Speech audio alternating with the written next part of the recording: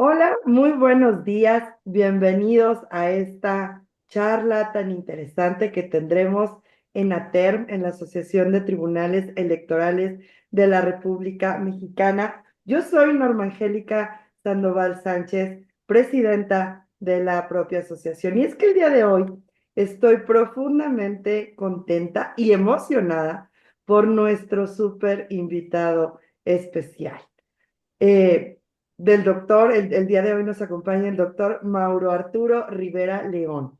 Hola Mauro, ¿cómo estás? ¿Qué tal? Qué gusto estar por acá. Qué gusto tenerte aquí, qué gusto tenerte virtualmente en México. Sabemos que actualmente no estás radicando en México, pero de verdad que nos da muchísimo gusto tener producto mexicano a exportación hasta Polonia, ¿verdad? Y el día de hoy queremos platicarles de de este nuevo libro tuyo, ¿verdad? Este libro, Supermajorities in Constitutional Courts, que es tu debut en inglés, ¿verdad? Y el día de hoy es un hijo, yo les digo que sí son nuestros hijos, así como las sentencias, los proyectos, son nuestros hijos también, los vamos construyendo. El día de hoy vamos a platicar de este interesante y obligado libro de lectura para quienes nos dedicamos al derecho. Pero primero, déjenme platicarles un poquito de esta maravillosa carrera que ha tenido nuestro queridísimo invitado, el doctor Mauro Arturo Rivera León. Mauro Arturo Rivera León es doctor en Derecho por la Universidad Complutense de Madrid, máster en Derecho Parlamentario, Elecciones y Estudios Legislativos por la misma universidad y licenciado en Derecho por la Universidad de Sonora. Ha sido investigador visitante en el Instituto Max Planck de Derecho Público Comparado en Heidelberg, en Alemania, el Centro Parelman de Filosofía del Derecho de la Universidad Libre de Bruselas en Bélgica y la Universidad de Silesia en Katowice, Polonia.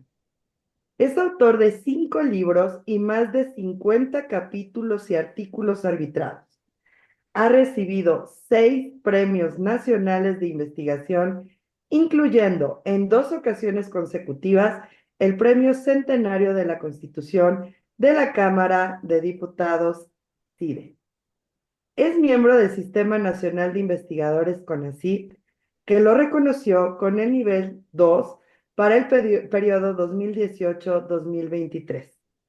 Ha impartido distintos cursos, ponencias y conferencias en España, Alemania, Polonia, Reino Unido, Pakistán, Ecuador, Perú y diversas universidades de México.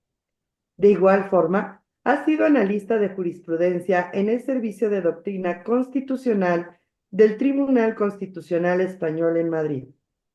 En la Suprema Corte se ha desempeñado como profesional operativo, secretario auxiliar de acuerdos y el cargo de asesor, adscrito a la ponencia del ministro José Ramón Cosío Díaz.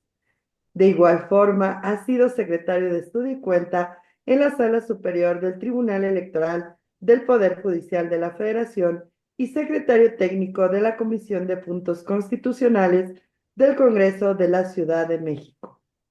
Entre 2019 y 2021 fue secretario de Estudio y Cuenta adjunto a la ponencia del ministro González Alcántara en la Suprema Corte de Justicia de la Nación. Actualmente es profesor asistente en la Universidad de Silesia en Katowice. Es investigador honorario del Colegio de Veracruz y ha sido nombrado Professor of Practice en la Universidad de Varia en Islamabad, Pakistán. Ha publicado artículos y capítulos en editoriales de renombre como Cambridge, Oxford, Elsevier y Routledge. Supermajorities in Constitutional Courts es su debut en inglés.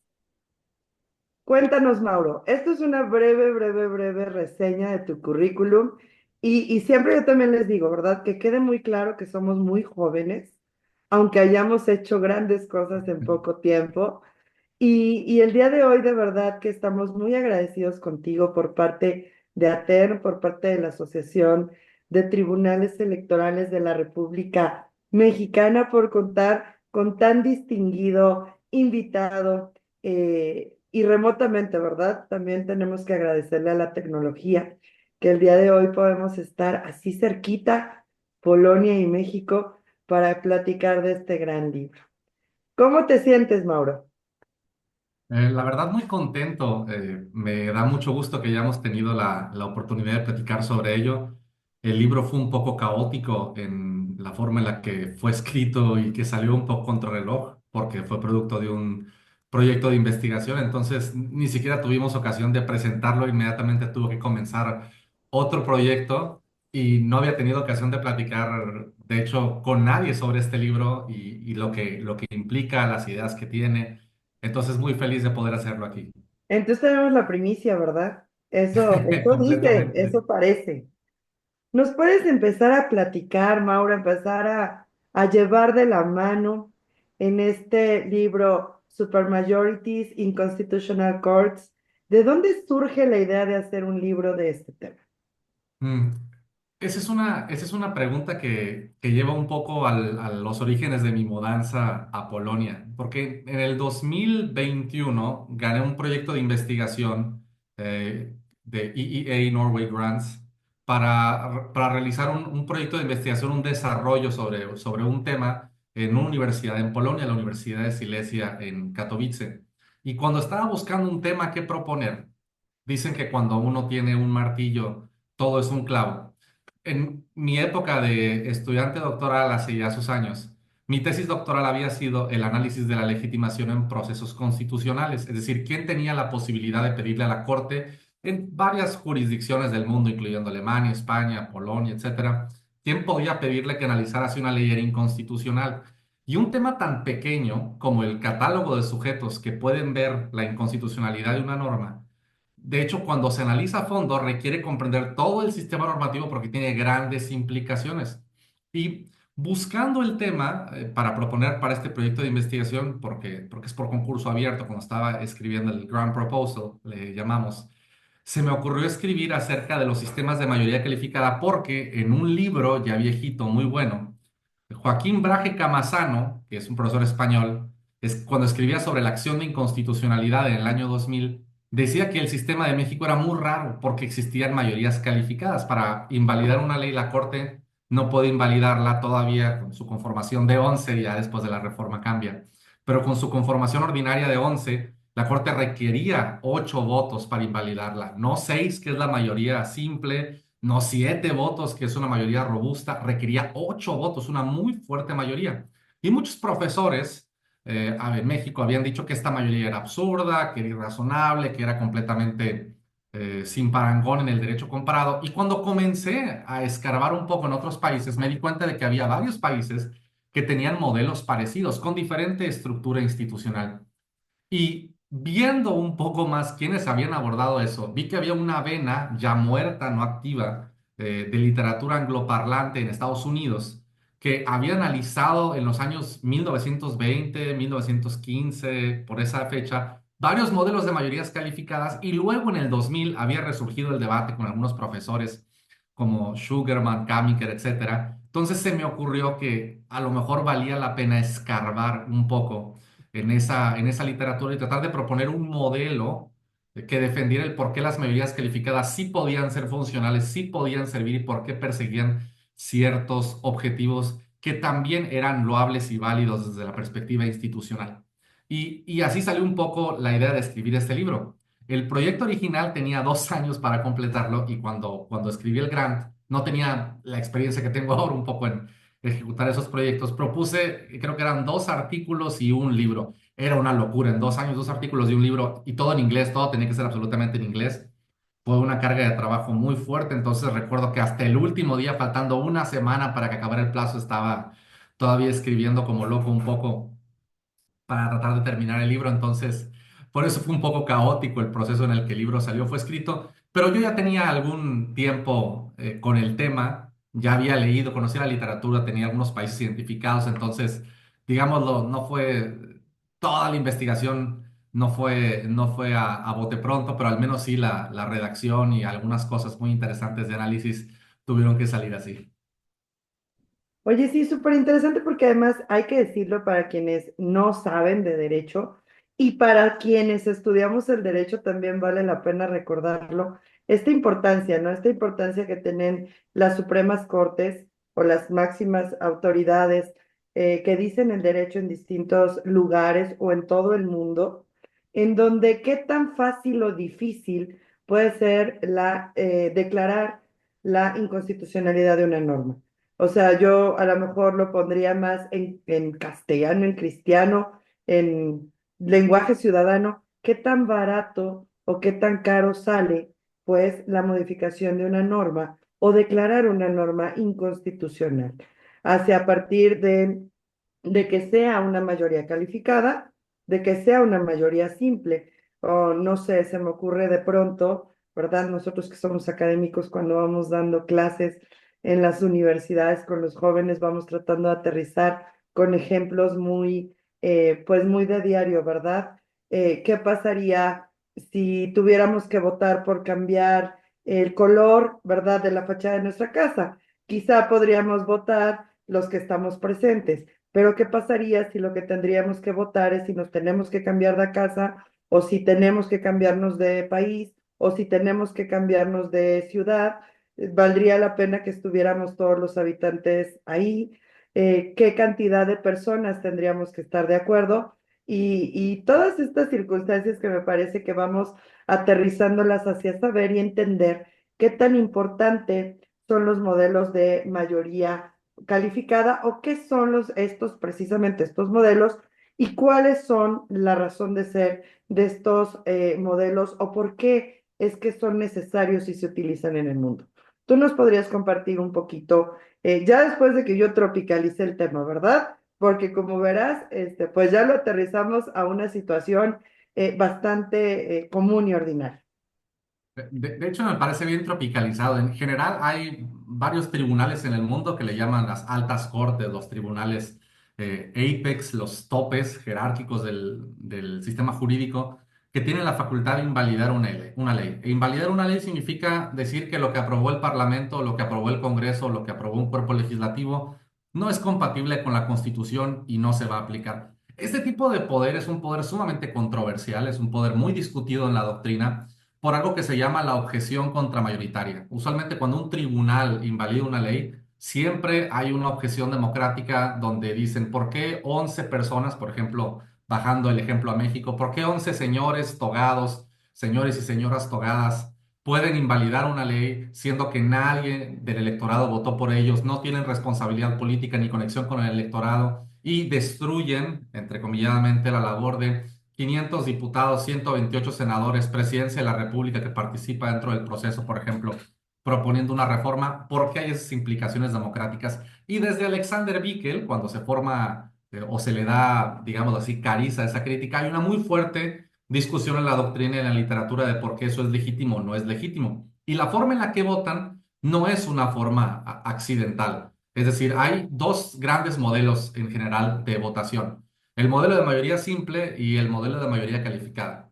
El modelo de mayoría simple es un poco confuso porque en realidad deberíamos de llamarle mayoría absoluta porque usualmente es la mitad más uno. No hay en los tribunales mayorías simples en el entendimiento de mayoría plural que sí existe en el cuerpo legislativo. Por ejemplo, si somos 10 personas y hay 4, 3 y 3, hay tres grupos, bueno, 4 es mayoría, es una mayoría simple, es el grupo mayoritario. Y, por ejemplo, en materia electoral estamos acostumbrados a que cuando hay una elección de diputados, esa es mayoría. Y de hecho, en los sistemas ordinarios, como el nuestro de mayoría relativa, en la parte de mayoría relativa, como es first past the post, el primero que llegue a la meta gana, pues 4 se llevan la diputación y 3 no se llevan nada. En los tribunales usualmente no ocurre esto. La mayoría de los tribunales tienen formas de forzar el desempate y lo que se exige siempre es que haya más ministros a favor del proyecto que en contra del mismo, y eso, combinado con la imposibilidad de abstenerse, tiende a generar mayorías absolutas a las que les llamamos mayoría simple en el lenguaje técnico. Y ese es el modelo mayoritario a nivel mundial. La mayoría de los tribunales manejan mayoría simple. con sus matices España, en el sentido de que es número par su integración, Alemania, Italia, etcétera. La mayoría de los tribunales de la Suprema Corte de Estados Unidos manejan mayoría simple. Pero hay otros modelos, que son los modelos de mayoría calificada, a los que todo mundo ha tildado de modelos extraños. Hay muchos profesores en México que han escrito que son completamente irregulares, que no existen, que México es una excepción. No lo es. De hecho, el primer tribunal constitucional de la historia nació con mayoría calificada, no con mayoría simple. El Tribunal de Checoslovaquia, que es el primero en consagrarse, recordemos que el Tribunal Austriaco fue creado tiempo después, aunque fue funcional antes que el checoslovaco, pero fue creado después. Entonces, el modelo de control constitucional nació con mayorías calificadas. Y el modelo de mayoría calificada requiere un porcentaje más elevado que la mayoría simple. Por ejemplo, en el caso mexicano, era hasta la reforma 8 votos de 11, que es el 72% prácticamente del órgano, que es mucho más que el clásico 50 más uno. Y modelos de mayoría calificada hay en República Checa, en Perú, en República Dominicana, en Corea del Sur, en varios estados a nivel estadual en Estados Unidos, como por ejemplo Dakota del Norte o Nebraska. También tenemos modelos de mayoría calificada, como por ejemplo en Taiwán hasta 2022, India transitoriamente Georgia o Polonia. En fin, hay un listado de unos 20 modelos. Son extraños, son atípicos, pero no son tan atípicos. ¿Y cuál es la idea de estos modelos?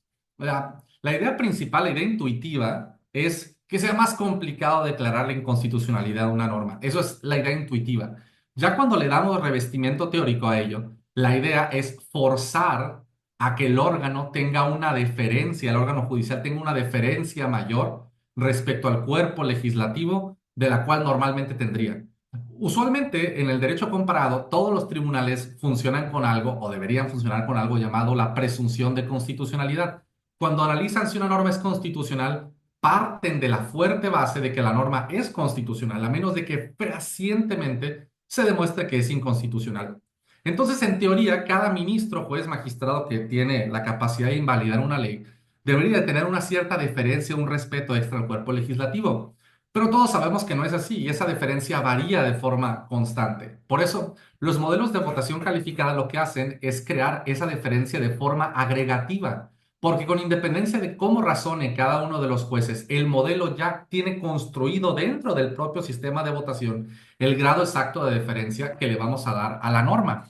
Y el punto es que uno de los principales problemas por los cuales a todos nos, voy a decirlo comúnmente, nos choca un poco el por qué esos modelos piden mayoría calificada, siendo que en la democracia las mayorías mandan, es porque, contrario a los cuerpos legislativos, en los tribunales la democracia importa poco. Es decir, los tribunales no están para tomar decisiones democráticas. Los tribunales no están para, por ejemplo, resolver qué es lo que quiere la mayoría de sus integrantes, sino si una norma es constitucional o no.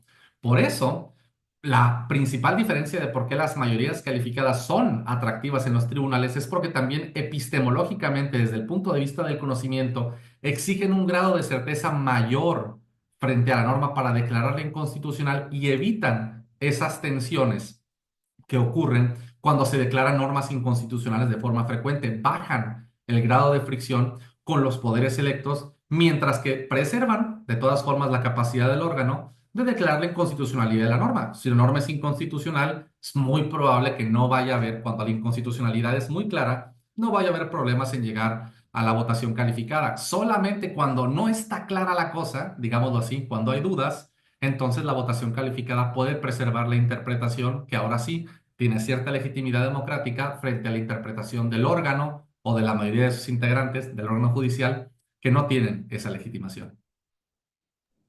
Oye, súper interesante, Mauro. De verdad que me parece fascinante. En 5 minutos, pues digo, nos diste una cátedra de por qué, ¿verdad? ¿Cuál es la razón y qué son estos modelos de mayoría y cuál es la razón de ser de estos modelos de mayoría?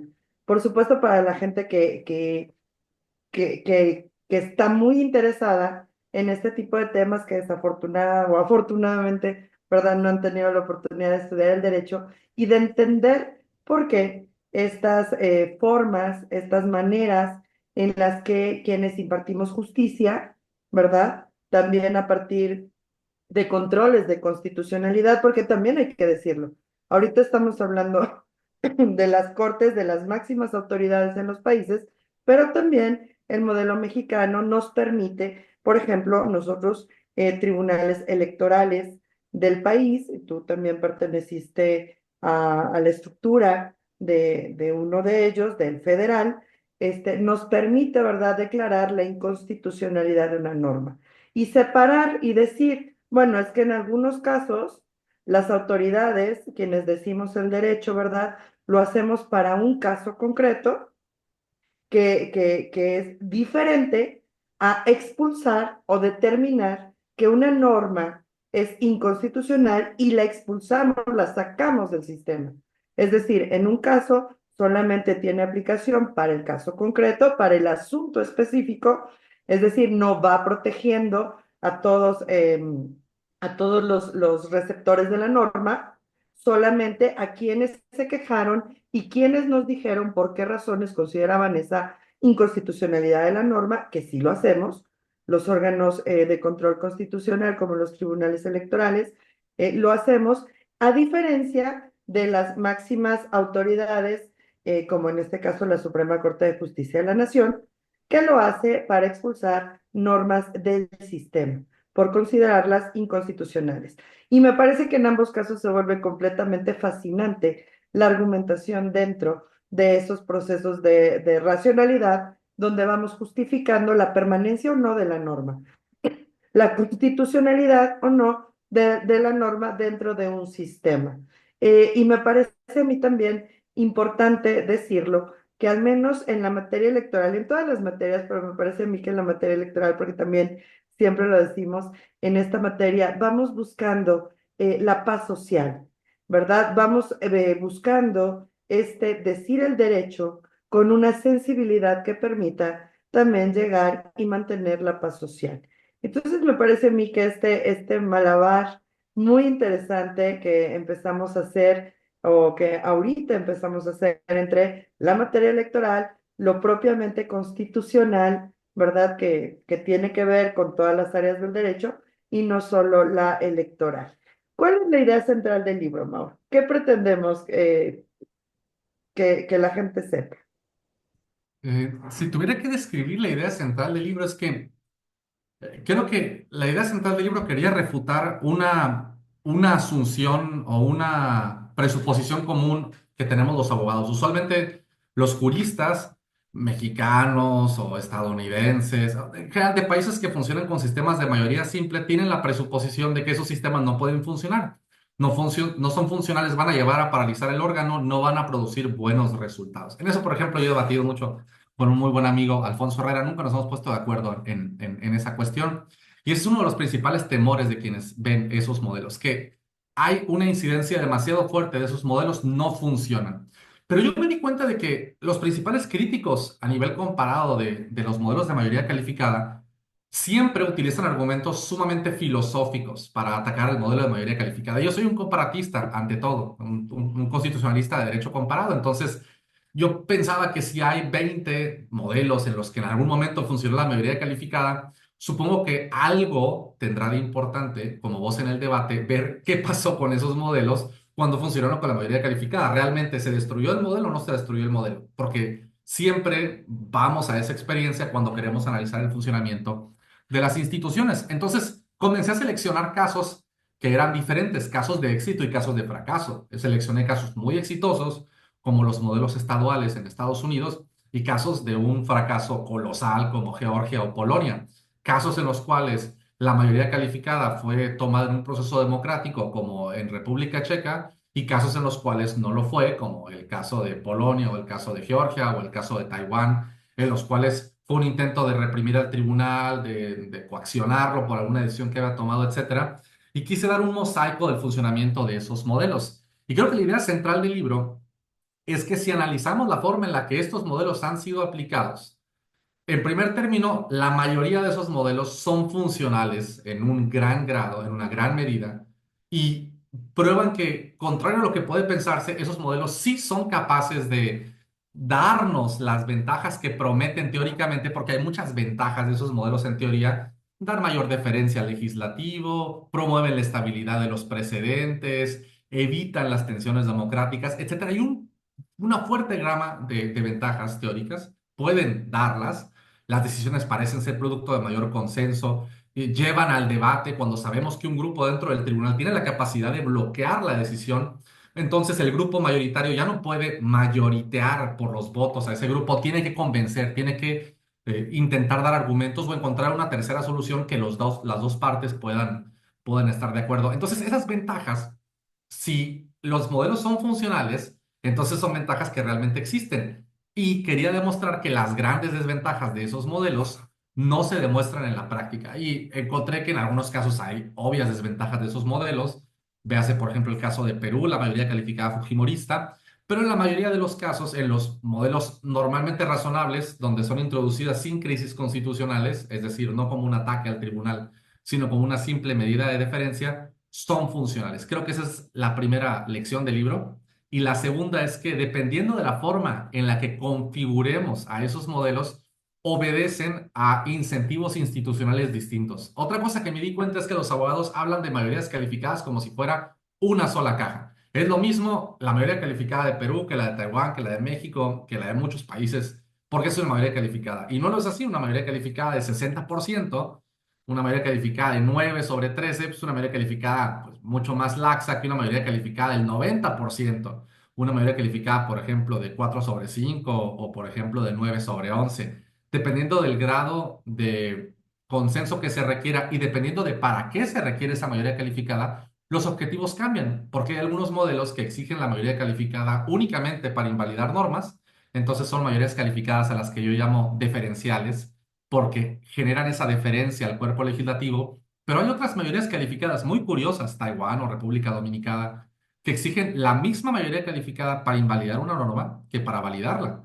para decir que la norma es inconstitucional que para decir que el tribunal carece de competencia o para decir que, por ejemplo, el escrito fue presentado fuera del plazo procesal oportuno. Es decir, cualquier decisión requiere ese consenso y por tanto yo las llamo mayorías calificadas decisionales porque lo que privilegian es el consenso sobre la deferencia, porque inclusive para validar una norma es menester llegar a ese consenso. Entonces, esas dos conclusiones, es decir, la funcionalidad que tienen esos modelos y la riqueza que producen esas pequeñas variaciones de diseño institucional, es lo que creo yo que puede ser rescatable del libro.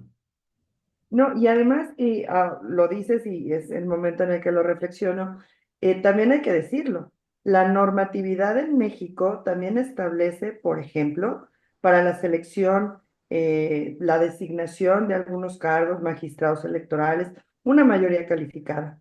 No es suficiente una mayoría simple, es decir, necesitan llegar al consenso, necesitan llegar a ponerse de acuerdo, necesita un trabajo, y lo digo en su más pura naturaleza, un trabajo político, un trabajo de plática, un trabajo de convencimiento, un trabajo de elegir, por ejemplo, la mejor solución para, en este caso, estoy refiriéndome, por ejemplo, a la designación de magistrados, ¿no?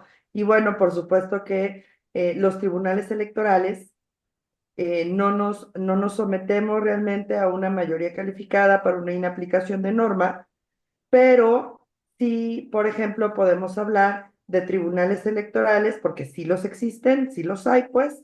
Zacatecas es el ejemplo, un ejemplo claro de ello, de una voto calificado, pues, que pueden tener las presidencias de los tribunales. ¿Qué tan interesante puede ser o qué tan benéfico puede ser que la presidencia tenga un voto de calidad, ¿verdad? Cuando el órgano no está integrado por un número impar, y es por un número par y necesita llegar a una mayoría de menos simple, ¿verdad? Y que un presidente pueda utilizar ese voto como suficiente para tomar una decisión. Y no estoy hablando solamente de una inaplicación de normas, sino en cualquier tipo de decisión. La nulidad de una elección, la validación de una elección, cualquier tipo de decisión que permita, un sistema que permita, por ejemplo, que el presidente tenga ese voto de calidad. Y en otras leyes, en otros sistemas, en otros estados, en donde no se permite. ¿Por qué? Porque somos órganos integrados por números impares y donde la ley obliga que forzosamente para que haya quórum debemos estar los tres. En el caso de Puebla, por ejemplo, somos los tres. Y forzosamente tenemos que votar todos, no nos podemos excusar. Ha ocurrido que no estemos de acuerdo los tres en el mismo sentido o estemos de acuerdo en el mismo sentido, pero con distintas razones que van sustentando nuestras decisiones y que podemos emitir distintos votos concurrentes, ¿no? En donde no haya podría haber unanimidad en el efecto, no en las razones, y me parece a mí que es donde se vuelve completamente interesante el ejercicio, la función que desarrollan los órganos jurisdiccionales, ¿no? De materia constitucional y en cualquier otra área del derecho. Mauro, ¿cuál es el país que más te impactó? Tú estudiaste muchos países dentro de este libro, estudiaste muchos sistemas, ya nos has mencionado muchos de ellos, pero ¿cuál fue el que no te esperabas? ¿Cuál fue el que dijiste? Digo, hay que decirlo también, es a partir de la investigación y después de estarle ahí macheteándole, donde nos empezamos a encontrar grandes sorpresas. ¿Cuál fue la sorpresa para Mauro? Checoslovaquia.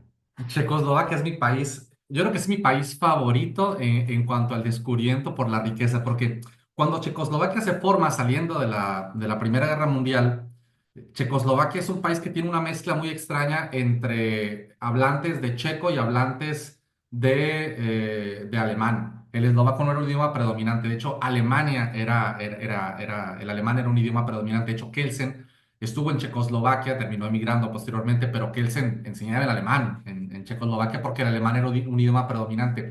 La mayoría de mi investigación sobre Checoslovaquia la hice en alemán, es decir, de fuentes en alemán es porque alemán puedo leerlo. Estuve en Alemania, viví un par de años, tuve muchos cursos de alemán. Algo queda todavía, no lo hablo tan fluido como antes, pero puedo leerlo, puedo entenderlo bien. Y el checo definitivamente no, no tengo la menor idea. Se parece un poco al polaco, pero no, no es lo mío. Y cuando comencé a ver la forma en la que se había desarrollado, parecía una novela. De hecho, en Twitter hice un tweet de la historia de la historia de Checoslovaquia con la mayoría calificada, de cómo se da ese enfrentamiento entre diferentes figuras, incluyendo, por cierto, Hariu y Kelsen. Había una figura muy dominante de un jurista llamado Hoetzel, Giri Hoetzel y František Birek, que también era otro jurista que había propuesto ese tipo de modelos y se enfrentan un poco con una crítica gubernamental muy fuerte. Hay unas discusiones apasionantes en las que se dan entre esos juristas. Me encanta cómo escriben casi con rencor a veces cuando se contraponen sus ideas. Es una cosa muy interesante. Por ejemplo, de un hecho casi novelesco, cuando se da una sentencia del Tribunal Constitucional checoslovaco, el tribunal fue objeto de una crítica muy fuerte por el representante del gobierno, que era Hoetzel, y posteriormente comisiona a unos juristas expertos de la época, que eran Hariu y Kelsen, que hicieran unos informes para defender su opinión sobre ello. Es decir, tratar de decir que el tribunal estuvo bien. Y Kelsen y Hariu firman unos informes donde dicen que la sentencia está bien. Furioso, Poetzel publica en Pravnik, que era la revista más prestigiosa de Checoslovaquia del momento, una réplica brutal donde acusa a Kelsen de no tener la menor idea de derecho constitucional, dice que Hariu no sabe de lo que es teoría del Estado. Y una de las frases que más me gustaron, porque esos grandes maestros que son muy secos en sus ideas, teoría de repente cobran viva como personajes de telenovela. Hoetzel dice que lo mejor del informe de Kelsen es que fue breve. Lo mejor del informe es que fue una cosa, una forma de pelear las ideas que fue increíble. Luego hay una figura muy controversial que es el presidente del tribunal de Checoslovaquia, que anteriormente era el secretario, era como el secretario general del tribunal, que es Jaroslav Krejcik, que con posterioridad se convierte en colaboracionista, entra al gobierno nazi, llega a ser primer ministro. Es decir, la cantidad de circunstancias que estuvieron presentes para que esa mayoría calificada funcionara o no funcionara, el tribunal cayera se me hicieron tan ricas. Yo tuve la oportunidad, fui a República Checa para analizar el asunto, estuve allí algunos días, tuve la oportunidad de reunirme con alguien que ha hecho mucha historia del asunto, que ahora, por cierto, en aquel tiempo no lo era, se convirtió en juez del Tribunal Constitucional. Conocí al autor que había escrito el libro más importante en checo, tengo por ahí, es un libro favorito, lo tengo todo coloreado, traducido, con mi traductor, los pasajes importantes escritos a mano en español de qué rayos está diciendo allí. Entonces, para mí fue una experiencia muy bonita meterme a la librería de Brno, buscar en los fondos antiguos qué podía encontrar en alemán, qué podía entender de esos juristas. Fue una gran sorpresa para mí que fuera tan rica la historia y sobre todo que siendo el primer tribunal constitucional, creo yo que caí, decimos, sobre blandito, porque iniciando la historia era mayoría calificada. Entonces, esa es para mí una de las grandes pruebas de que el modelo no es una invención moderna, no es algo nuevo. El modelo existía desde que nace. Decir tribunal constitucional es decir mayoría calificada en los primeros años. Y es algo muy interesante. Por eso creo yo que Checoslovaquia sin duda alguna fue mi ordenamiento jurídico favorito y su evolución, República Checa, también es muy interesante, pero ya no tiene el grado telenovelesco que sí tenía Checoslovaquia. Bueno, es que hay que reconocer, además, has mencionado a distintos investigadores, a distintos maestros doctores, de todos nosotros que nos gusta, ¿verdad? Esto del derecho. Y lo cierto es que los debates, la gente ha de creer que no, ¿verdad? Pero también al interior de los tribunales los debates son muy copiosos, muy enérgicos y como yo siempre les digo, son muy estimulantes. Hombres y mujeres defendemos ideas de manera muy férrea, de manera muy interesante, pero me parece a mí que haber encontrado pues esos escritos de dos grandes maestros, ¿verdad? Pues ha de haber sido fascinante, por supuesto, para ti. Mauro, hay un capítulo entero en este libro, Super Majorities in Constitutional Courts, sobre el análisis empírico de las mayorías calificadas y sobre recolección de datos.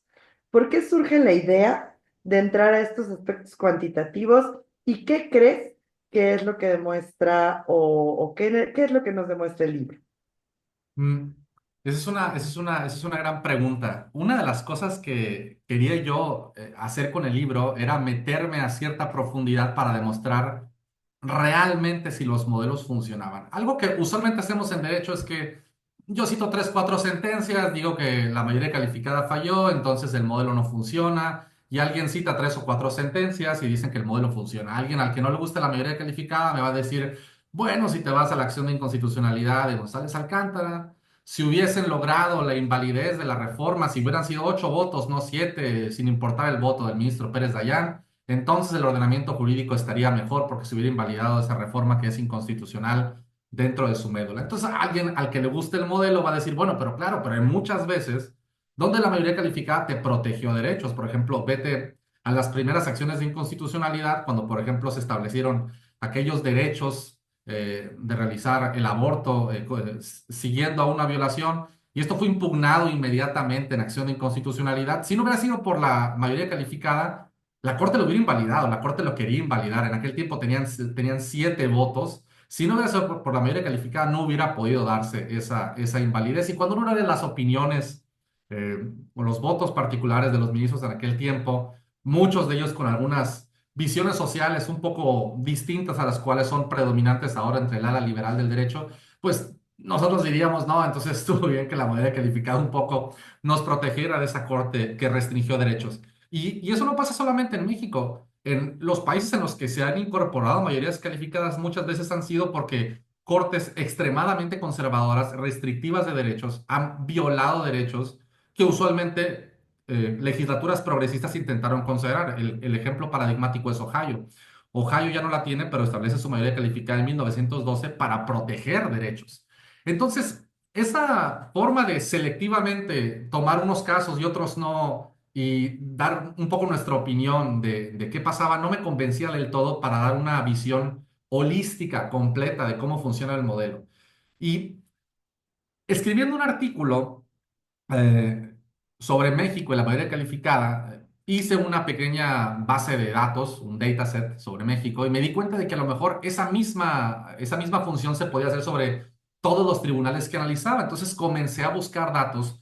En algunos casos los datasets los tuve que construir yo desde cero, como por ejemplo el caso de Chile. Otras veces encontré datasets parciales donde no era sobre ese tema exactamente, pero se dejaba entrever cuáles decisiones habían sido tocadas y yo pude complementarlos, vaciarlos, depurarlos, etcétera. y terminé gestionando datos sobre todos los tribunales. Hay tribunales en los que no es posible gestionar datos, por ejemplo, República Dominicana o República Checa, porque su modelo, su construcción institucional en la sentencia no refleja los votos o las veces en las que la mayoría calificada falló. Es imposible. Entonces, allí tuve que utilizar proxies, es decir, tuve que utilizar suposiciones o presunciones de las veces en las que había ocurrido basándome en entrevistas con magistrados, ministros, secretarios generales del tribunal que tienen un muy buen conocimiento de las veces que eso pasa.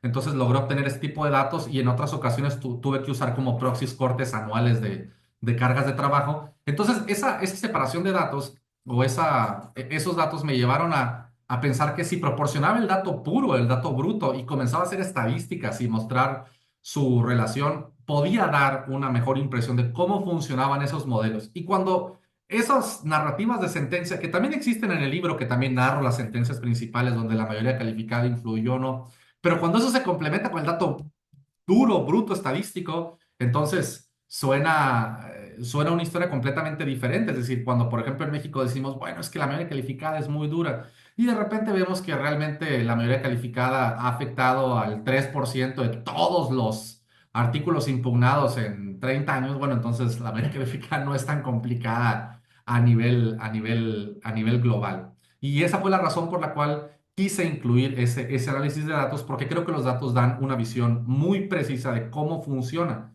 Y yo produje, de hecho, datasets para la mayoría de los países, incluyendo Estados Unidos, que fue algo un poquito complicado, cazar ahí datos con Westlaw. Y además de ello, hice unas pequeñas incursiones muy primitivas en algunas herramientas de análisis cuantitativo como regresiones lineares para intentar demostrar si había relación o no entre el grado de mayoría calificada requerida y las veces en que el tribunal no alcanzaba el consenso.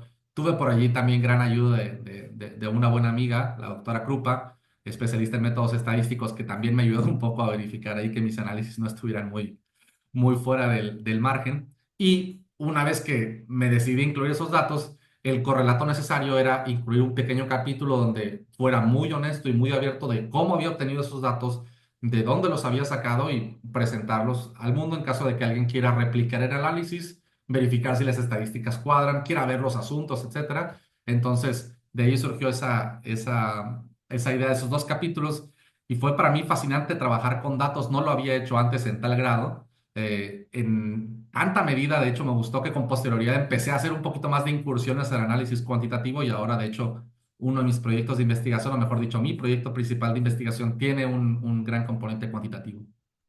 Ok, esos números, ¿verdad? Que se traducen en algo también en el mundo del derecho que efectivamente se vuelve fascinante. Mauro, me di cuenta que en el libro se estudian modelos de votación calificada, pero no entramos al debate teórico sobre ellos. ¿Nos puedes compartir cuál es tu opinión al respecto? Mm. Esa es una pregunta también donde le piden a uno mojarse. Y esa es una observación muy correcta. Al principio mi idea, de hecho, era escribir un libro sobre si los modelos de votación eran adecuados o no, o las razones por las cuales ese modelo de votación era correcto. De hecho, cuando comencé a trabajar en ello, yo tenía un pequeño draft de algunos argumentos a favor, al que yo cariñosamente le llamo mi Uber draft porque estaba tan metido en ese draft que hasta cuando iba en el Uber me llevaba la computadora y me ponía a escribir cuando iba a algún lado, porque yo creía que estaba con la mayor inspiración del mundo. Luego ya cuando lo leo de nuevo me doy cuenta que son una sarta de ocurrencias muy extrañas. Pero esa era la idea original del libro, entrar al análisis medular. El problema es que tuve que hacer contención de riesgo porque justo al inter del libro salen un par de artículos de un profesor chileno, Caviedes, donde él analizaba ese tema y él hacía ese trabajo profundamente, recopilaba ya las principales opiniones, daba algunas opiniones con las cuales en su mayoría concuerdo medularmente y posteriormente me enteré que él estaba trabajando en un libro similar. De hecho se publicó también el año pasado, a finales de año, creo, casi un año después del mío, donde él abordaba esos argumentos de por qué esos modelos son modelos adecuados. No cómo funcionan, sino filosóficamente, desde la teoría de la epistemología, desde el modelo condorcetiano, modelo matemático de diferencia, de por qué epistemológicamente la probabilidad de acertar crece conforme crece la mayoría calificada requerida, etcétera. Él lo analizaba desde esa perspectiva sumamente teórica. Entonces, cuando comienzo el proyecto me doy cuenta de que replicar ese trabajo iba a ser un poco, o hacer un trabajo paralelo así iba a ser un poco, digamos así, como una escasa contribución. Y además de esto, yo soy un comparativista, no soy un teórico del derecho. Entonces dije, yo creo que mejor hago un libro de derecho comparado y entro a describir cómo funcionan y a probar que son funcionales desde la perspectiva de la realidad, no de la teoría. Ahora, si me preguntan desde la perspectiva de la teoría, yo tengo una posición intermedia. ¿Por qué? Porque hay un grupo de autores que estiman que el modelo de votación de mayoría simple es el modelo perfecto, es el modelo ideal, y todos los modelos que son diferentes, entonces son modelos inferiores. La mayoría simple es la mayoría adecuada. Esa opinión me parece un poco exagerada, no toma en cuenta algunos argumentos importantes. Si la simple mayoría fuera lo que se quiere, entonces también estaría interesante que cambiásemos la ley para que las mayorías plurales pudieran también tomar decisiones. No tiene sentido forzar mayoría absoluta cuando hay tres grupos en el tribunal y hay, digámoslo así, por ejemplo, en la sala hay 2-2-1, entonces excluyamos al uno y hagamos entre los dos y que no importa, etcétera. Hay unas ocasiones en las cuales se forman pluralidades que son mayorías. Por ejemplo, en el Pleno de la Corte puede haber cinco que piensen que es constitucional, cuatro que piensan que es inconstitucional y el resto piensa que la Corte carece de competencia. Muy bien que los cinco decidan, que no sea necesario que decidan seis, que sean cinco y es mayoría. En fin, hay algunos argumentos que no se toman en cuenta.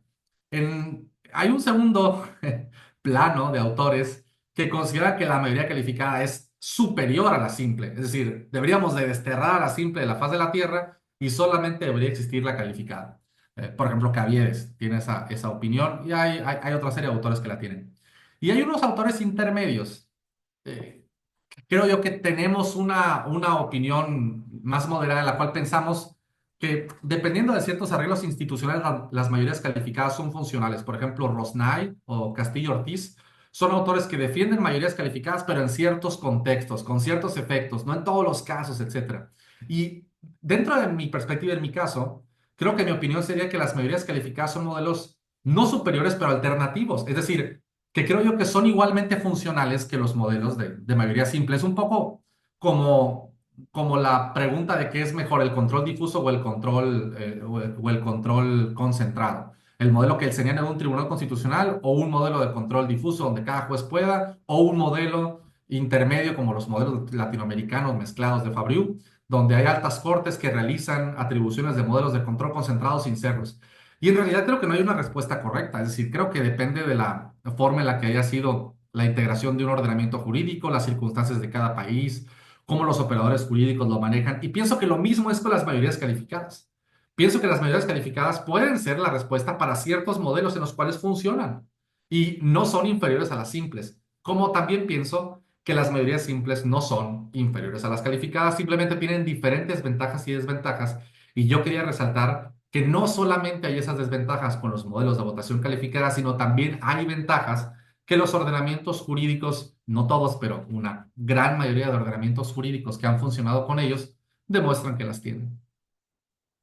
Claro, y es que no podemos hablar de blancos o negros, ¿verdad? También tenemos que ver, o forzosamente tenemos que ver matices.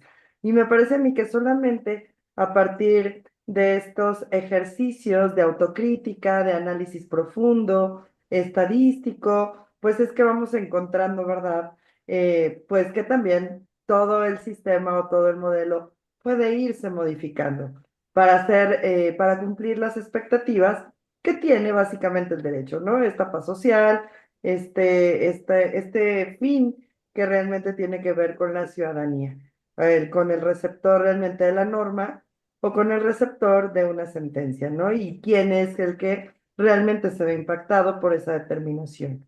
Y si el sistema en algunas ocasiones sirve uno, en otras otro, pues habrá que ir viendo según las necesidades cuál es la manera correcta. Mauro, tú tienes esta parte constitucionalista y electoralista, ¿verdad? Y nosotros, como Asociación de Tribunales Electorales de la República Mexicana, también vamos teniendo esos dos tintes. Yo siempre les digo que el amor de mi vida es el derecho electoral, pero que si tuviera que serle infiel, lo haría con el derecho constitucional. sería el único por el que yo pensaría en cambiar al derecho electoral.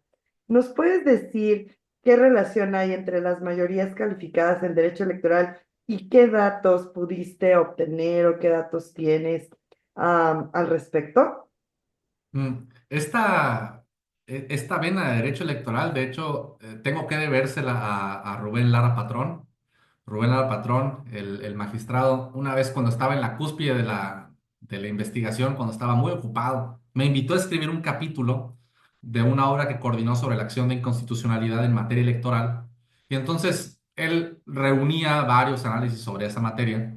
Y en aquel tiempo estaba muy sobrecargado de trabajo porque estaba en pleno 2 artículos, un libro en 2 años, que era algo muy complicado. Y le dije, la verdad, no, no, no, no doy. Y Rubén no sabe obtener un no por respuesta y me sedujo, me motivó, diciéndome, te reservé el tema de la mayoría calificada en acciones de inconstitucionales electorales. Eso me hizo muy difícil de rechazar la oferta porque en primer término era mi tema, lo estaba trabajando en ese momento. Y en segundo lugar, me permitió hacer algo muy rápido con los datos que ya tenía, porque yo ya tenía datos de todas las secciones de inconstitucionalidad que había y todas las veces en las cuales la mayoría calificada había surgido. Entonces, para hacer algo muy concreto sobre el electoral, lo que hice fue que realicé un pequeño trasvase de los datos que tenía e hice un subdataset, una pequeña basecita donde analizaba las veces en las que ocurría las mayorías calificadas por materia. ¿Qué tan frecuente era que la Corte no alcanzara la mayoría calificada tomando ahora en cuenta materias civil, mercantil, penal, etcétera? Y lo primero que me sorprendió es que el gran grueso de veces que la Corte no se pone de acuerdo, donde no llegan a los 8 votos, es la materia electoral. Es el gran ganador de las desestimaciones por no alcanzar los 8 votos. Y me pareció muy interesante. ¿Por qué electoral? Al principio pensé que era muy sencillo. Hay más electorales, simplemente porque hay más secciones en materia electoral. Pero cuando comencé a correr ahora nuevamente datos, el porcentaje de acciones que se impugnaban por materia conforme al porcentaje de desestimaciones, aún así la materia electoral porcentualmente llevaba a más desestimaciones. Es decir, si hubiera 100 electorales y 100 penales, las electorales de calle se llevaban las desestimaciones. Entonces, en un capítulo con el libro del magistrado Lara Patrón, me puse a reflexionar por qué y fue muy divertido pensar en algunas hipótesis, ¿no? Es muy inmediato a lo mejor pensar que el derecho electoral es especial o es diferente o algo así, pero quise ser un poco más realista y llegaba yo a 3 factores interrelacionados. El primer término es que la materia electoral, a diferencia de la materia penal, lleva a una consecuencia muy fuerte, que es invalidarla, es complicar el desarrollo de la elección y los órganos judiciales son muy diferentes respecto a esa materia porque saben que esa materia es sumamente importante. Es decir, estamos poniendo en problemas el desarrollo de la elección donde se van a integrar los órganos del Estado, donde la gente va a poder participar, donde su voz va a contar para contar a alguien. Y eso hace que los ministros, creo yo, tengan una autorrestricción mayor que en la materia penal, donde, bueno, invalidamos el tipo penal, igual ya era dudoso el tipo penal, se aplica muy poco, se acaba de legislar, no va a haber nadie todavía procesado. Es decir, las consecuencias son menos que tener la elección en toda una entidad federativa, ya no digamos a nivel nacional. El segundo punto es que la Corte se toma mucho más en serio la materia electoral que otras materias por esas consecuencias. Por ejemplo, la materia fiscal es una materia en la que muy frecuentemente se sobreseen acciones de inconstitucionalidad por el principio de anualidad fiscal. Llega diciembre, la Corte no resuelve todas las acciones, la sobresee porque no puede darle efectos retroactivos al presupuesto del año pasado cuando resuelva la acción el próximo año. Simplemente esos impuestos, contribuciones, tasas o derechos se quedaron sin analizar. En la materia electoral, no es tan sencillo, es decir, dejar sin analizar una acción de inconstitucionalidad en materia electoral es permitir que reglas del juego que unos actores estiman que son viciadas rijan la elección. Es mucho más complicado que dejar que tasas contributivas, impuestos o derechos sean aplicados al ciudadano a pesar de que se aplican a mayor escala. Entonces la Corte siempre resuelve lo electoral, lo fiscal no. Como siempre resuelve lo electoral significa que pasa muy frecuentemente que la Corte tiene muy poco tiempo para resolver la acción. Y nuevamente, cuando hay poco tiempo, con poco tiempo invalidar una norma de ese calado es muy complicado psicológicamente y creo yo que eso lleva a deferencia. Cuando la Corte no logra ver que la inconstitucionalidad es muy clara, entonces simplemente no invalida. Y mi tercera hipótesis interrelacionada, es decir, no creo que sea una de ellas, creo que son todas juntas, es que la Corte no tiene muchos criterios en materia electoral. Me permito clarificar lo que digo. Tiene muchos criterios, hay muchas sentencias. Pero si comparamos esa materia con la materia penal o civil, no hay nada en electoral comparado con penal o civil. ¿Por qué? Simplemente porque, dado que la Corte resuelve amparo, por la vía de amparo, cada semana resuelve 50, 60 asuntos, al menos en mis tiempos 200 todavía en las listas, donde había algo penal, civil. Los ministros tienen muy desarrollada una línea de qué es para ellos esa materia, qué significa, qué está bien y qué está mal, qué es constitucional o no. En cambio, electorales, si de civiles resuelven, digamos, el año, no sé, unas 2000 en mis tiempos al menos, electorales resolverán unas 20, 25. Entonces hay muchos criterios que todavía no están definidos. Los propios ministros no lo tienen claro porque es la primera vez que les llega este asunto. Cuando llegan asuntos civiles o penales en acciones de inconstitucionalidad, lo primero que hacíamos nosotros era ir a buscar asuntos de salas similares porque seguro hay un asunto donde el ministro ya se pronunció. Y en el electoral no es tan sencillo. Entonces, mi conclusión era que también esa falta de, no de experiencia, pero de reiteración de los temas, hace que haya un poco menos de precedentes que son necesarios para invalidar una norma así que se va a aplicar a gran escala en un proceso electoral. Y yo creo que eso explicaba el por qué esas acciones se interrelacionaban de forma distinta con la materia electoral que con el resto de materias. Aún así, creo yo que esa invitación de Rubén fue muy divertida porque también me sorprendió mucho. Yo esperaba ver exactamente lo que he visto en todas las materias y lo primero que me encuentro es que la materia electoral era, como en muchas ocasiones, especial y diferente. Claro, Mauro, no, bueno, queridísimo Rubén, que estoy segura que nos debe estar viendo, ¿verdad? Que claro, también se vuelve estimulante y un reto trabajar con él. También es un gran amigo y le tengo un gran afecto y por supuesto, sobre todo en esta materia, quienes llevamos muchos años dedicándonos a estos, y también lo digo siempre, llevamos muchos años dedicándonos a estos, pero seguimos siendo muy jóvenes. Yo llevo 23 años en esto. Y sí, este ejercicio de las acciones de inconstitucionalidad, en donde, como bien dices, el impacto que se va haciendo es al proceso inmediato, o sea, al que sigue. En este todavía contenido constitucional de no se puede modificar ninguna norma 90 días antes del inicio del proceso, ¿verdad? Genera que todo sea demasiado dinámico y por supuesto que en muchas ocasiones somos los tribunales electorales locales y luego el Tribunal Electoral Federal quienes vamos regulando esta parte de inaplicaciones de normas por haberse considerado inconstitucionales, al margen de las que netamente son de control de legalidad. ¿No? Estamos hablando básicamente de control de constitucionalidad y se vuelve muy interesante, ¿no? En qué momento vamos generando, también lo decimos nosotros, siempre lo mandamos de las entidades federativas a lo federal. Generalmente quienes resolvemos primero las situaciones somos los locales.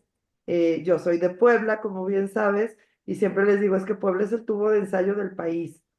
Últimamente ya no tanto, hemos agarrado ya otros estados, pero hemos sido el tubo de ensayo de muchas situaciones, de la asunción de la elección, de muchas situaciones en materia electoral que van ocurriendo y que deben ser resueltas, ¿verdad? Porque bien decías, la cantidad de asuntos que vamos resolviendo en esta materia es completamente diferente a otras materias, pero también podemos encontrar rezagos importantes en otras materias.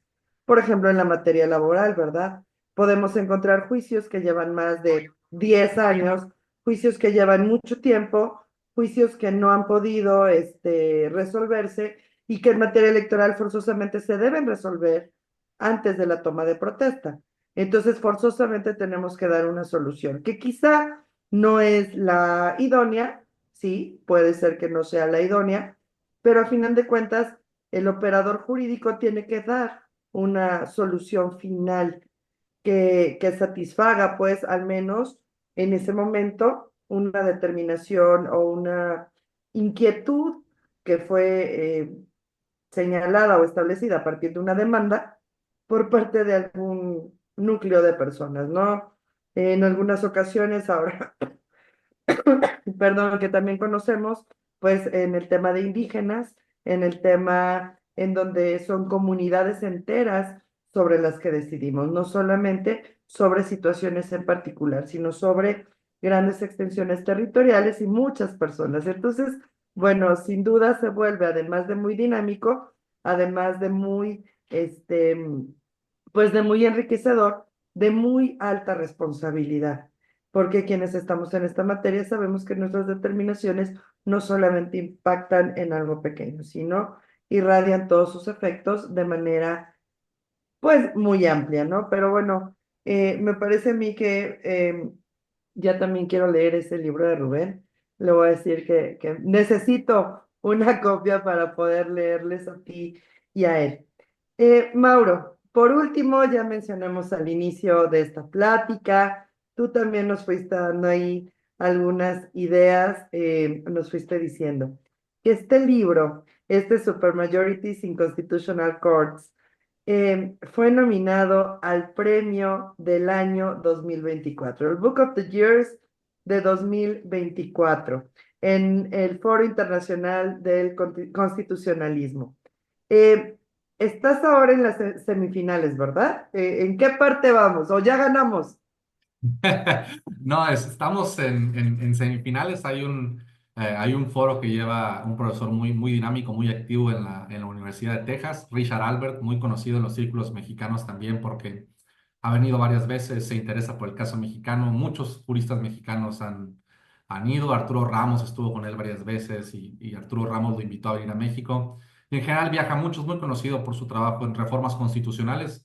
Y él tiene este premio anual, el foro que organiza, y un consejo experto, eran 7 profesores de diferentes países que tiene él. Nominaron 14 libros y luego comenzaron a abrirse votaciones y estamos en semifinales. Yo creo que fundamentalmente por el apoyo de los estudiosos del constitucional y el electoral en México que han sido muy generosos con su apoyo, de grandes amigos. Y si están viendo esto en el futuro, como seguramente lo están viendo del 10 al 17 creo yo, de febrero, se abrieron votaciones de las semifinales y si pudieran votar, si considerasen que es un buen libro, estaría muy agradecido. Hay otros 3 grandes libros también allí de un profesor de la Universidad de Harvard, un profesor de la Universidad de Oxford y alguien de la Universidad de Ottawa. Entonces, por allí son también grandes obras con las que me da mucho gusto estar allí compartiendo escenario. Y estaría muy contento si alguno de ustedes le puede echar una ojeada a mi libro, que por cierto está en acceso abierto. Si alguien escribe el título del libro en el segundo o el tercer resultado en Google, financiado por Norway Grants y la Universidad de Silesia, está completamente digitalizado, completamente libre. Si alguien le puede echar una ojeada, si alguien lo puede ver y si les gusta, voten por él, se los agradecería mucho. Que yo creo que les vamos a dejar por aquí el link, ¿verdad? Más bien ahora les vamos a compartir el link tanto del libro como de la votación, porque a mí me parece, al margen de que eres un gran mexicano, al menos al margen de que eres nuestro paisano, me parece que en estos poquitos minutos que pudimos estar contigo, al margen también de lo agradable que eres, pues me parece a mí que, como lo dije al inicio, es de lectura obligada. Para quienes queremos entender, no solamente quienes nos dedicamos al derecho, no solamente quienes estudian el derecho, sino quienes están interesados en entender este sistema y estos sistemas en el mundo. Como tú bien dices, este libro es un libro de derecho comparado y eso me parece a mí fascinante porque la imaginación nos lleva a pensar, ¿verdad?, de distintas maneras, cómo se hace en distintos países. Y si tenemos una obra como esta, que nos permite, ¿verdad?, ahorrarnos la vuelta, ahorrarnos la búsqueda de cómo se hace en otros países, pues me parece a mí que esta obra es una joya. Esta obra se convertirá obligadamente en pues en una lectura, pero me parece a mí también, desde aquí creo yo, desde México, te mandamos todas las buenas vibras para que sea el ganador de este premio, el libro del año 2024. Entonces, aquí abajo dejaremos el link para que nos hagan favor de leer y de votar, si ustedes consideran que, pues que comparten conmigo y con Mauro, que es un libro interesante y que merece, ¿verdad? Este gran premio. Mauro, algo más que nos quieras compartir, recuérdanos el nombre del libro, recuérdanos el foro, recuérdanos algo que quieras decirnos. Bueno, el libro se llama Supermajorities in Constitutional Courts, o traducido Modelos de mayorías calificadas en los tribunales constitucionales. Es de Routledge de 2024. Está en acceso abierto, entonces cualquiera que lo quiera descargar, leer, criticar, comentar, estar de acuerdo, estar en contra. Yo no creo haber resuelto ningún debate, me gustaría haber iniciado uno. Fue un libro muy interesante para mí de escribir, porque también aparte realicé algunas entrevistas para el libro, entrevisté a magistrados y ministros de los tribunales constitucionales donde había esos modelos para que me contaran cómo funcionaba en la práctica. En fin, también fue una experiencia un poquito interesante meterme a esos modelos, a esas entrevistas de etnografía constitucional, le llaman, o también como le dicen, Elite Interviewing of Judicial Elites. Creo que fue una experiencia muy interesante para mí. Si soy honesto, fue una pesadilla escribirlo, sobre todo los últimos meses. Yo pensé que no iba a lograr terminar escribiendo contra el reloj y ahora, una vez que ya se han calmado las aguas, estoy muy contento y más contento aún de haber tenido esta oportunidad de charlar aquí contigo sobre estos temas, esperando que a más gente le apasionen estas cosas que son minucias procesales aparentemente que no son tan interesantes como el significado de los derechos o las grandes doctrinas, pero que creo yo que llevan a debates muy ricos. Y además también la ciudadanía debe entender que solamente en la medida en la que conocen sus derechos, es en la medida en la que pueden exigir, en la que nos pueden exigir a las autoridades que cumplamos con nuestro trabajo, que hagamos nuestro trabajo y que justifiquemos nuestras decisiones.